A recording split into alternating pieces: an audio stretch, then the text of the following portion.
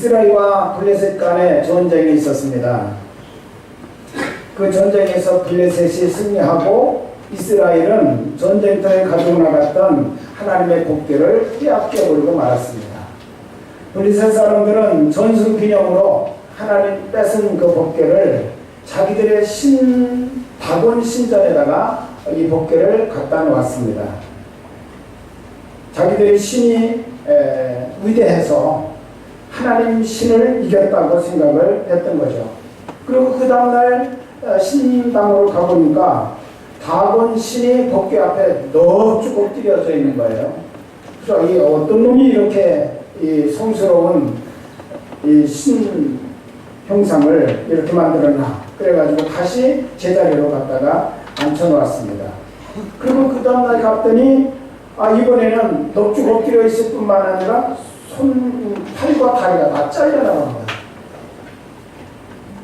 그러면서 그때부터 블레셋 곳곳마다 독한 종기, 독종들이 일어나기 시작하면서 많은 사람이 죽고 많은 사람이 그 종기에 치료를 받지 못한 채 고통을 당하기 시작을 합니다. 그러니까 그쪽 마을에서 고통을 당하면 빨리 이거 다른 데로 보내라고. 그래서 6마을을 다 돌아다녔는데 가는 곳마다 이 똑같은 현상이 일어나니까 블레셋 사람들에게 불안이 팽배하기 시작을 해요. 그래서 이 하나님의 복궤라는 이 아주 괴물을 우리 여기에 놔두면 안 된다. 빨리 저 사람들에게로 보내라. 백성들이 다 그렇게 아주 큰 소리를 치면서 난리가 났습니다. 그렇다면 우리 다 죽게 생겼다. 그래서 방백들 지도자들이 의논을 합니다. 보내기는 보내야 되는데 명분을 가지고 보내고 명분을 가지고 보내되 의도를 분명하게 하고 우리 보내자. 가능하면 하나님의 복궤 때문에 일어난 일들이 아니다. 이거는 우연히 일어난 일이다 라고 하는 것을 보여주도록 하자. 그래서 민심이 괜히 두려움과 공포에 빠지지 않도록 그렇게 하자. 그래서 독종 재앙이 우연의 사건인가 아니면 하나님의 복궤 때문인가 라고는 이 두 가지 주제를 놓고 이들이 드라마를 만들기 시작을 합니다. 복궤를 이스라엘 나라로 다시 보내는데 이제 소가 끄는 수레에다가 복궤를 실어가지고 보내는데 수레도 새 수레를 만들고 소를 2마리를 끄는데 멍에 매지 아니했던 소, 더군다나 갓 새끼를 낳아가지고 이제 막 새끼에게 젖먹이는 소, 이런 소를 2마리를 선택을 해서 그 복궤를 실어서 가장 가까운 이스라엘 동네인 베스메스로 보내기로 했어요. 그러면서 그들이 주민들에게 이렇게 말합니다. 이 소가 똑바로 베스메스로 가면 우리에게 당한 모든 것은 바로 이 복궤 때문에 일어난 일이고, 만약에 이 소들이 왔다 갔다 한다든지 지멋대로 다른 데로 간다고 한다면 이거는 이 복궤 때문이 아니라 우리가 당한 모든 재앙은 바로 우연히 일어난 일로 우리 생각하자. 그러면 그 시험을 하는 거예요. 그래서 여러분 생각해 보십시오. 멍에 매지 않은 소가 이 멍에를 맨다고 하면 저희들도 시골에 살아봤지만 이 멍에를 매도록 훈련하는 데까지는 많은 시간이 듭니다. 자기 몸에 이상한 것이 얹혀지고 무거운 것이 얹혀지면 소들이 막 뛰기 시작하는 거예요. 지멋대로 이러다 들였다 하면서 우리 가끔 영화에서도 야생마 길들이는 것 보잖아요. 그 길들여지지 않은 야생마에 사람이 타면 그 등어리에 타고 있는 사람 떨어뜨리려고 정신없이 뛰고 난리를 치죠. 그래서 이 블레셋의 방백들은 바로 그런 것을 노리는 거죠, 지금. 그래서 길들여지지 않은 멍에 매어보지 아니한 소를 선택을 했습니다. 더군다나 그것도 2마리를 선택을, 1마리로서도 충분히 끌고 갈 수 있는데 굳이 2마리를 선택한 이유는 서로 이 이스라엘 나라에서는 2마리 이상의 소가 밭을 가르는 쟁기를 매도록 그렇게 훈련을 시키는데 이게 호흡이 잘 맞아야 돼요. 호흡이 안 맞으면 안 돼요. 그런데 이것들은 멍에도 안 매봤죠. 호흡도 한 번도 안 맞춰본 소들이 2마리가 같이 같은 길을 가도록 이렇게 됐죠.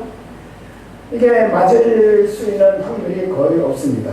더군다나 막 젖먹이는 새끼 낳은 소를 새끼는 떼어놓고 애미소들만 멍에를 매가지고 수레를 끌도록 했다고 하는 것은 이 짐승들은 그 어떤 면에서는 사람보다도요 어미의 본성이 더 강해요. 새끼를 옆에 두지 않으면 불안해서 견디지 못하는 거예요. 더군다나 이제 젖을 먹여야 될 그때에 새끼가 옆에서 젖을 먹어줘야 되는데 그렇지 못하고 못한 상황이 되면 난리가 나는 거죠.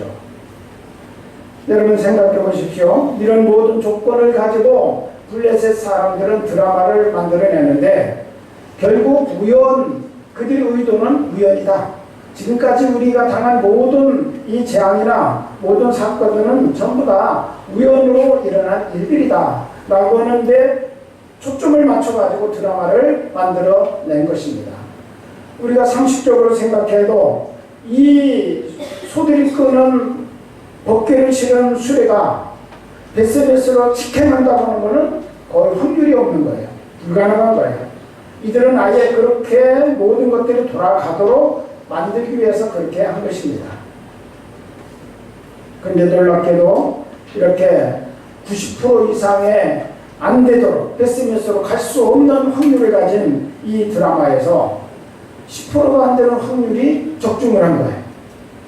12절을 보면 이 두 소들이 울면서 갔다고 그랬어요. 울면서 수레를 끌고 새끼는 뒤에서 엄마를 찾는 소리를 질러대는데도 불구하고 새끼에게로 돌이키지 않아요.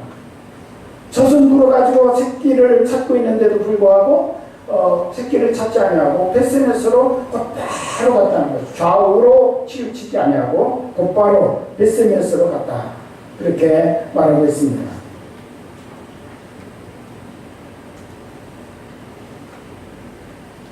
우리 하나님께서는 이 블레셋 방백들이 만들어 놓은 드라마를 보면서 인간들의 영악스러움을 비우시셨습니다.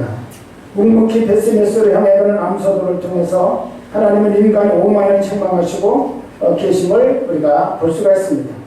하나님은 인간의 드라마를 역전시켜서 하나님의 드라마로 그걸 바꿔놓으셨다는 사실을 오늘 우리에게 말씀해주고 계십니다. 블레셋 사람들은 선택받은 암소들을 주목했습니다. 그들은 분명히 하나님이 안 계시다. 모든 사건은 우연이다. 라고 하는 목적을 성취하기 위해서 그 암소들을 선택을 했어요. 그런데 하나님은 그 암소들을 하나님의 선택으로 바꿔놓으셨습니다. 하나님의 뜻을 성취하는 그런 암소들로 바꿔놓으셨어요. 그래서 인간의 의도했던 드라마는 완전히 망해버렸고 하나님의 드라마에서의 이 두 암소의 역할이 잘 드러남으로 말미암아서 하나님의 살아계심과 하나님의 영광을 크게 드러내는 기회가 되었다는 것입니다. 여러분, 불신자들은 지금도 택함받은 성도들을 주목하고 있습니다. 하나님은 하나님의 영광과 하나님의 살아계심을 어떻게 드러내실까요? 택함받은 성도들을 통해서 하나님은 하나님의 살아계심과 그 영광을 드러내시기를 원하신다는 것입니다. 블레셋 사람들이 이 두 암소를 주목하면서 거의 베스메스까지 따라왔다고 그랬어요. 16절에 보면 블레셋 5방백들이 거기까지 따라와서 이 결과를 보고 그들이 에그론으로 돌아갔다. 이 말은 이거는 우연이 될 수가 없다. 분명히 하나님의 법궤 때문에 일어난 일로 우리는 결론을 내릴 수밖에 없다라고 그들이 말하고 있다는 거죠. 우리를 통해서 하나님의 살아계심과 하나님의 영광을 안 믿는 사람들이 볼 수 있어야 됩니다. 세상 사람들은 택함받은 믿는 성도들을 주목하고 있다는 사실을 우리가 다시 한번 기억해야 될 줄로 믿습니다. 오늘 우리는 베스메스로 걸어가는 소는 두 가지의 상징적인 의미를 가지고 있다고 볼 수 있는데, 첫째는 예수 그리스도를 상징하고 있습니다. 저는 본문을 읽다가 본문이 베스메스로 가는 이 암소들에 대해서 아주 상세하게 설명하고 있음에 대해서 놀랐습니다. 이것을 읽는 사람들에게 뭔가 교훈을 주려고 하는 하나님의 의도가 분명히 숨어 있음을 우리는 발견하게 되는 것입니다. 하나님의 교회를 끌고 베스메스로 올라가는 소는 곧 예수 그리스도를 나타내고 있다는 것입니다.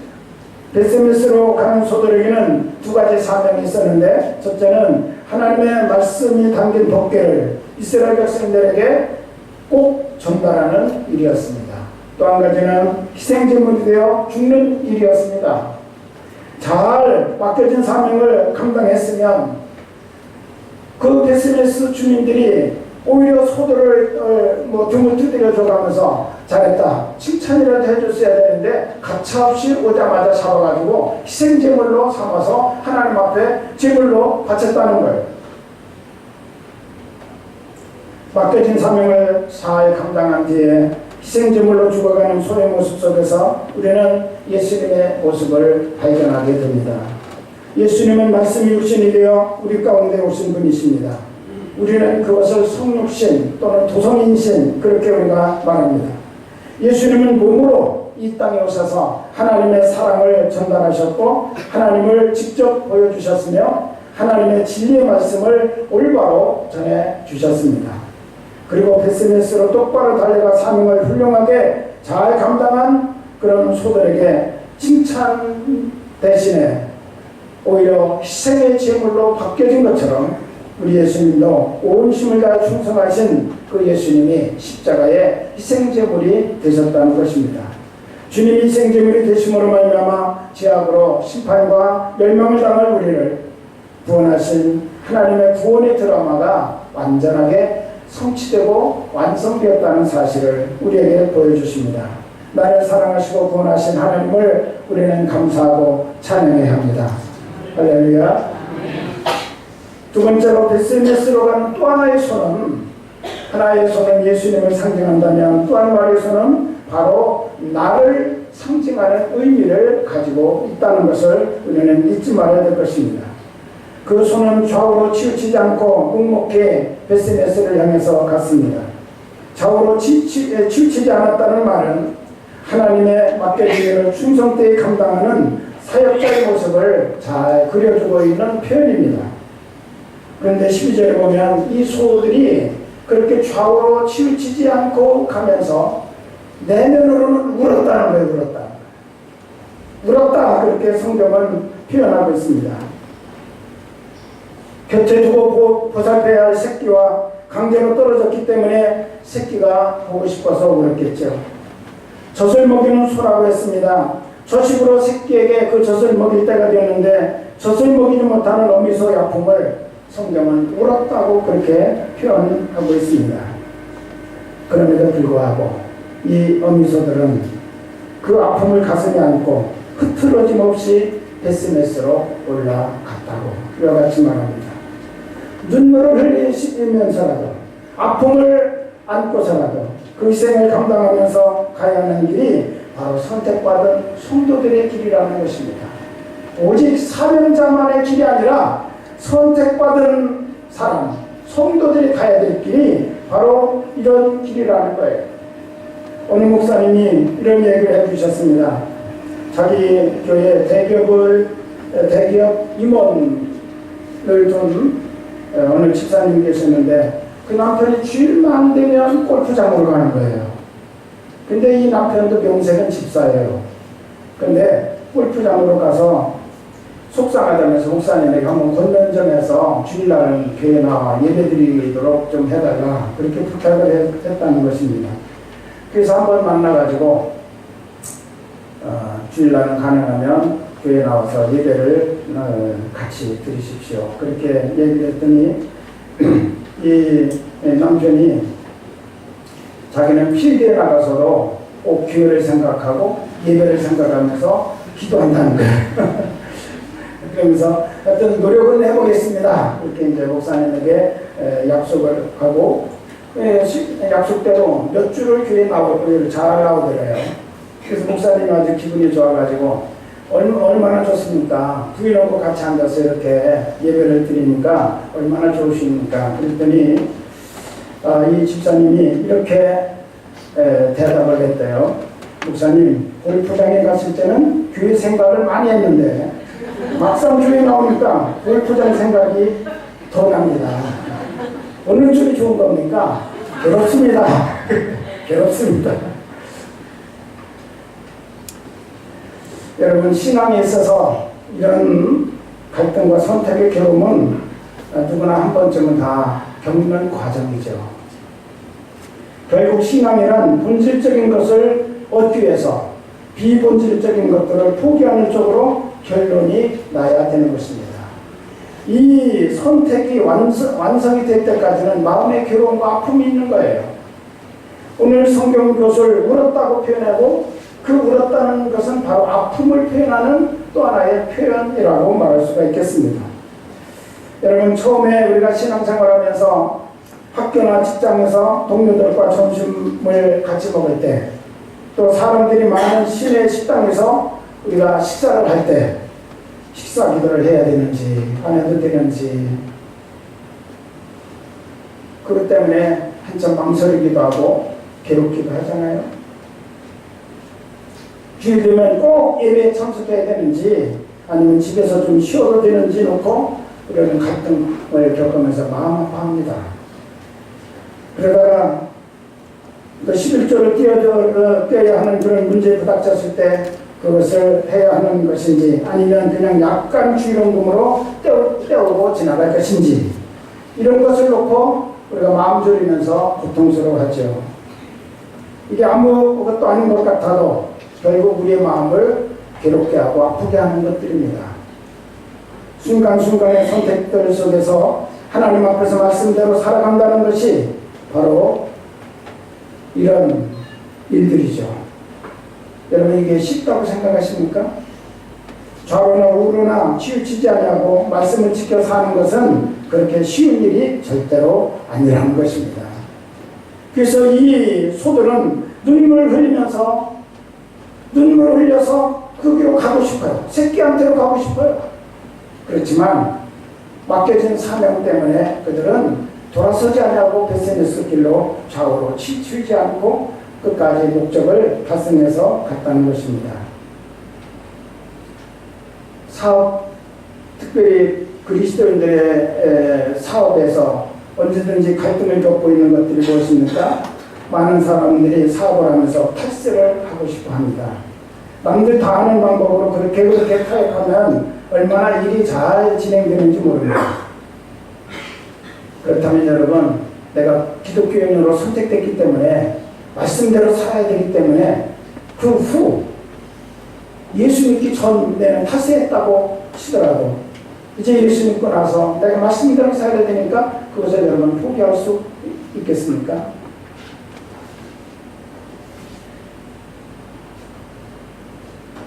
우리가 병원에 가면 아는 의사가 있다든지 심지어 청소하는 분이라도 아는 분이 계시면 이게 순서가 막 앞으로 당겨질 수 있잖아요.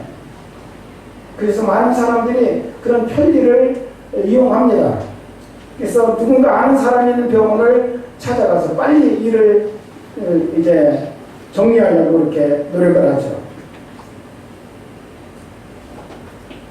근데 그게 사실이지만 내가 빨리 칭찬받으면 그만큼 다른 누군가 내 뒤에 내 앞에 있었던 한 사람이 나 때문에 뒤로 밀리면서 또는 피해를 입을 수 있다는 그런 생각을 우리가 하면서 이렇게는 안 되지 라고 여러분이 그렇게 주어진 기득권을 포기할 수 있는 그런 자세가 있습니까?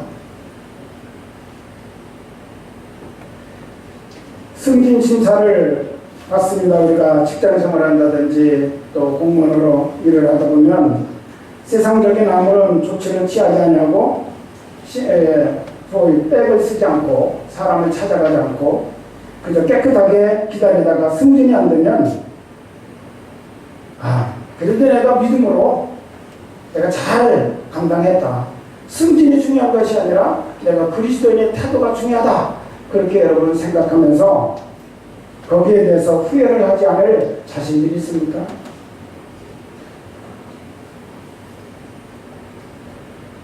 말씀과 현실 속에서 오는 끊임없는 갈등들, 그리고 세상의 소리와 그 틈 사이로 들려오는 십자가의 음성, 이 둘 사이에서 우리는 때로는 이런 고통과 아픔, 또 때로는 눈물을 흘릴 수밖에 없는 상황들이 나타나게 되는 것입니다. 우리는 말씀을 가까이 하고 사는 한 이런 고통에서 벗어날 수 없습니다. 말씀을 무시하고 산다면 모르지만 믿음으로 살도록 선택받은 하나님의 사람들은 언제나 법궤를 우리가 모시고 살아가야 돼요. 법궤는 하나님의 말씀이에요.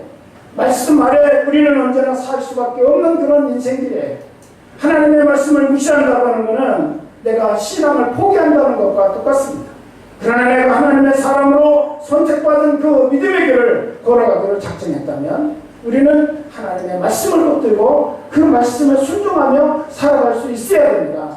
그러나 지금까지 우리는 전통을 따라, 습관을 따라, 그리고 우리는 관심을 따라 그렇게 편리하게 살아왔어요. 말씀을 보다 보니까 부닥치는 것들이 많아요. 그래서 우리 마음에 때로는 눈물을 흘리면서라도, 아픔을 안으면서라도 우리는 바꿔야 됩니다. 그걸 무시하면 안 됩니다. 그렇게 할 때 내가 변화되고, 내가 변화됨으로써 나를 통해서 사람들이 하나님의 살아계심과 하나님의 영광을 보게 되는 줄로 믿습니다. 그래야 세상이 변화되고 새로지는 거예요. 내가 변하지 않냐고 세상이 변화되리라고 절대로 그런 꿈도 꾸지 말아야 됩니다. 하나님의 말씀 없이 선택받은 성도로서 우리가 내 그냥 생각 편리한 대로 살아가기로 작정했다면 그거는 신앙을 포기하는 것과 똑같습니다. 성경은 말합니다. 교회 안에서도 하나님의 심판이 있다는 거예요. 제일 먼저 교회 안에서 하나님의 심판이 있다는 거예요. 그 말은 무슨 말입니까? 교회 안에 있다고 해서 우리가 다 구원의 백성이 아니라는 거죠. 누군가는 바로 교회 안에 있지만 그저 교인일 뿐이지 신자가 아니라는 거죠.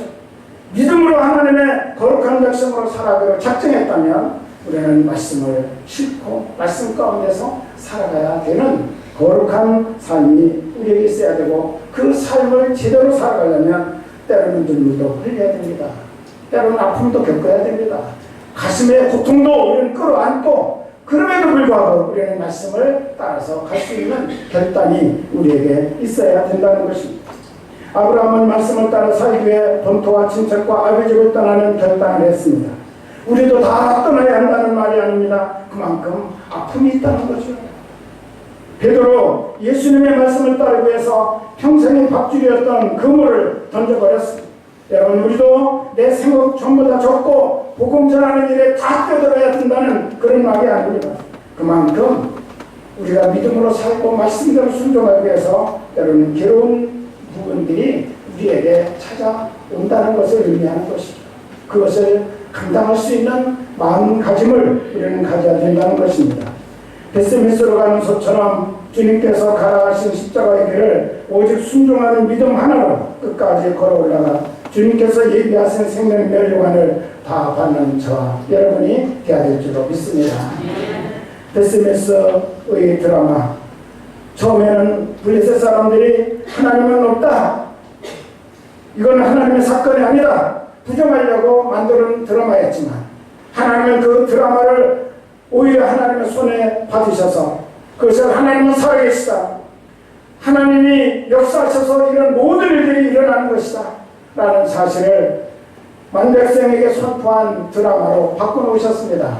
그 드라마를 쓰시는데 바로 먹이매지 못하고 갓새끼 나서 젖먹이는 두 암소를 선택해서 사용하시는데, 한 마리는 바로 예수 그리스도를 상징하는 것이고 한 마리는 바로 저와 여러분을 상징하는 것입니다.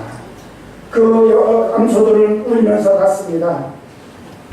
자기들의 본능대로 하려면 새끼에게로 달려가야 되고 새끼에게 젖을 먹이는 그런 시간이 되어야 됩니다. 그러나 그럼에도 불구하고 하나님이 주신 드라마를 그들은 성취해야 될 말씀의 사명이 있었기 때문에 울면서 그 길을 달려갔다고 이와 같이 말씀합니다. 오늘 저와 여러분이 바로 이런 믿음의 결단으로, 진실한 믿음의 사람으로, 정말 하나님이 원하는 신자로 하나님 앞에 존귀하게 쓰임받고 하나님의 살아계심과 하나님의 영광을 드러낼 수 있는 거룩한 주님의 백성으로 온전히 세워질 수 있기를 우리 주님의 이름으로 축원합니다.